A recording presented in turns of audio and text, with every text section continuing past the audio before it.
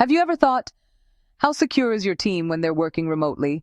Not just passwords, not just antivirus. I mean the very connection they use to reach your network, sensitive data, and cloud applications. One misstep, one misconfigured connection, and your entire infrastructure could be at risk. Welcome to Bluehat Cybersec Academy.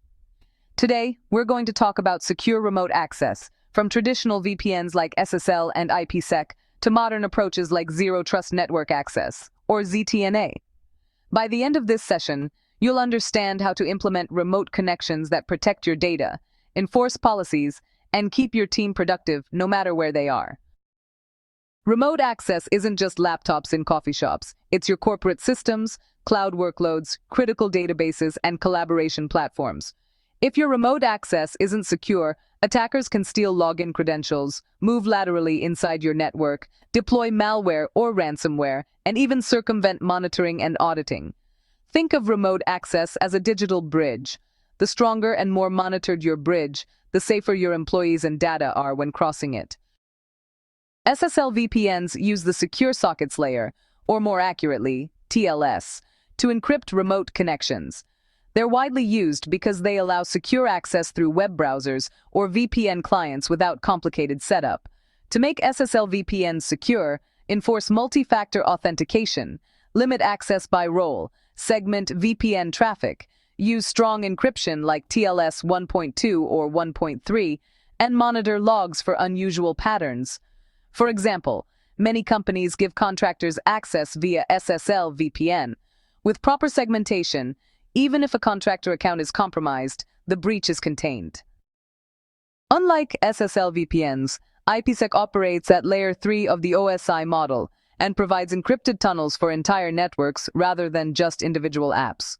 To secure IPsec VPNs, use strong authentication like certificates or pre-shared keys with MFA, define tunnel policies to control which subnets are accessible, encrypt traffic with AES 256 and SHA-2, rotate keys regularly, and monitor tunnel health for unusual spikes or dropped connections. Global companies often rely on IPsec VPNs to securely connect branch offices over the internet. Zero Trust Network Access, or ZTNA, flips traditional VPN assumptions on their head. VPNs, usually assume that once you're inside, you're trusted. But ZTNA says, nope, no one is trusted by default. Every user, every device, every request is verified. Every single time, users and devices have to prove their identity and security posture, and each application has its own access policy. Access is granted dynamically, and it's continuously validated. To actually implement ZTNA, you need to identify all the critical resources your remote users require, deploy identity-aware proxies to check identity, device posture, and context before granting access, integrate multi-factor authentication, and device compliance checks, monitor sessions in real time for any anomalies, and enforce least privilege so users only get the permissions they need. Hybrid workforces often use ZTNA instead of those old legacy VPNs.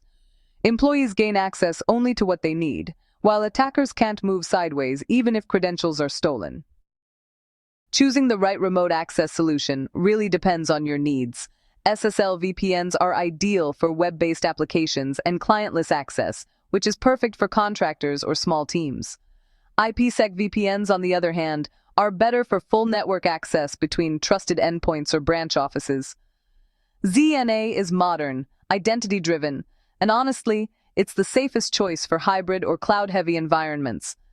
Many organizations actually use a combination of these: VPNs for legacy systems, ZTNA for cloud apps, and multi-factor authentication everywhere. Here are some tips for keeping remote access secure. Always enforce multi-factor authentication on all remote access. Segment your network to reduce potential damage. Continuously monitor connections and audit logs. Keep your VPN gateways and clients updated. And don't forget to train users to recognize phishing or social engineering attacks. It's really about layering your defenses and staying vigilant. Common mistakes to avoid in remote access? Let's talk about them. Avoid relying only on a VPN without segmentation or multi-factor authentication. Don't give broad, unmanaged access to internal networks. Using outdated encryption protocols is a big no-no. Ignoring endpoint compliance or failing to monitor and audit remote sessions can really expose your organization to risks. Audience challenge time. Test your remote access security by asking yourself, are all your remote connections protected with multi-factor authentication? Do your VPNs enforce segmentation for every user? How would you detect a compromised remote session? Would implementing Zero Trust Network Access, or ZTNA, improve your remote access security? Drop your answers in the comments and tell us, what should we cover next? VPN troubleshooting labs, a ZTNA deep dive, or maybe hybrid workforce security strategies?